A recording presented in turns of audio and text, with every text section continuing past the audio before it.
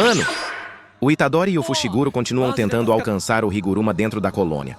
E enquanto o Itadori é realmente levado até ele, pelo loirinho, o Megumi é enganado e levado até esse cara meio estranho, e já chama o seu doguinho para a caça. Enquanto isso, o Itadori chega até o Higuruma, que está tomando banho de roupa, e fala que quer conversar. Mas como ele é um advogado, o Higuruma pede a taxa de 5.000 para conversar, mas é apenas brincadeira.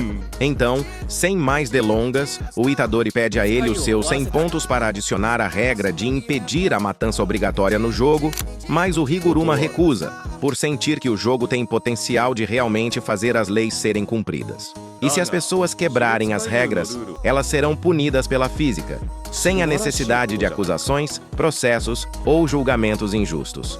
Sendo assim, o Itadori vai ter que pegar na marra, mas o Higuruma já lança sua expansão de domínio, sentença de morte, e agora o bicho vai pegar.